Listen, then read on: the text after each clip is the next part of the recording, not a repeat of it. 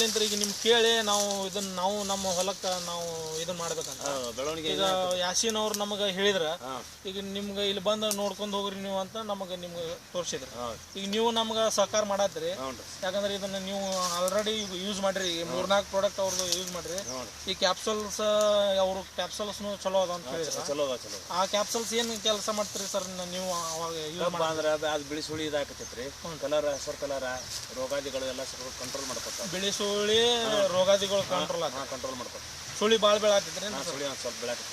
ಅದ್ರ ನೀವು ಹರಗಾಕ ರೆಡಿ ಆಗಿದ್ರ ಅಂತ ಹೇಳಿದ್ರೆ ತೆಗೆದ ಬಿಡ್ಬೇಕು. ಮತ್ತೆ ಮೊದಲು ಯಾವ್ದು ಪ್ರಾಡಕ್ಟ್ ಯೂಸ್ ಮಾಡಿದ್ದಿಲ್ಲ?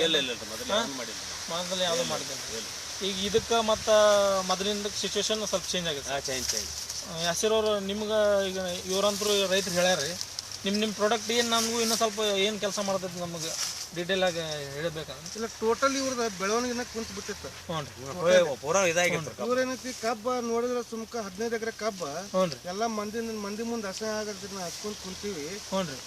ನಾವೇನ್ ಮಾಡಿದ್ವಿ, ಹರಗದ ದೊಡ್ಡ ಮಾತಲ್ರಿ ಅಂತೇಳಿ ನಮ್ದು ಫಾಲಿಯರ್ ಅಂತ ಬರ್ತೈತಿ, ಫಾಲಿಯರ್ ಮ್ಯಾಜಿಕ್ ಬಾಟಲ್ ಅದೇನೈತಿ ಡ್ರಿಪ್ ನಾಗ ಬಿಡಿಸಿದ್ವಿ ಇವ್ರಿಗೆ.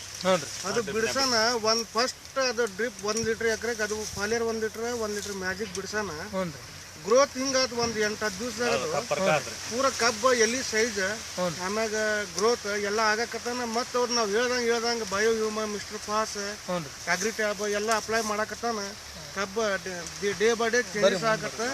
ಅವ್ರೇನೈತಿ ಅವರು ಇಂಪ್ರೂವ್ಮೆಂಟ್ ಅದಕ್ಕೆ ನೋಡ್ಕೊಂಡ ಅದಕ್ಕೂ ನಾವು ಹೆಂಗ್ ಹೇಳ್ತೀವಿ ಹಂಗ ಫಾಲೋ ಅಪ್ ಮಾಡಕತ್ರ. ಹಿಂಗ ಕಬ್ಬು ಈಗಿನ ಮಟ್ಟಿಗೆ 4 ಮಂದಿ ನಿಂತು ನೋಡೋಂಗ ಆಗ್ಬಿಟ್ಟೈತಿ. ಅದ ರೀ ಈಗ ನಿಮ್ದು ಪ್ರಾಡಕ್ಟ್ ಯೂಸ್ ಮಾಡಿದ್ಕೊಳ್ಳ್ರಿ. ಈಗ ಸರ್ ಹೇಳಿದ್ರು ನನಗೆ ಗೌಡ್ರ, ಈಗ ಮೊದಲ ಏನೈತಿ ಸುಳಿ ರೋಗ ಬಿದ್ದಿತ್ತು, ಮತ್ತೆ ನೀರಿನ ಪ್ರಮಾಣ ಕಡಿಮೆ ಆಗಿ ಎಲ್ಲ ಹರಿಗ್ ಹೋಗಿದ್ ಬೇಡ್ಬೇಕಂತ. ಈಗ ಮಿನಿಮಮ್ ನಿಮ್ದು ಇಲ್ಲ ಅಂದ್ರೆ ಒಂದು 2-3 ಲಕ್ಷ ರೂಪಾಯಿ ಖರ್ಚಾಗಿಬೇಕು. 15 ಎಕರೆಗೆ ಅಂದ್ರೆ ನನಗೆ ಅಂದಾಜ್ ಕಡಿಮೆ ರೇಟ್ ಹಿಡಿದ್ರು ಒಂದು 3 ಲಕ್ಷ ರೂಪಾಯಿ ನೀವು ಖರ್ಚು ಮಾಡಿರ್ಬೇಕು.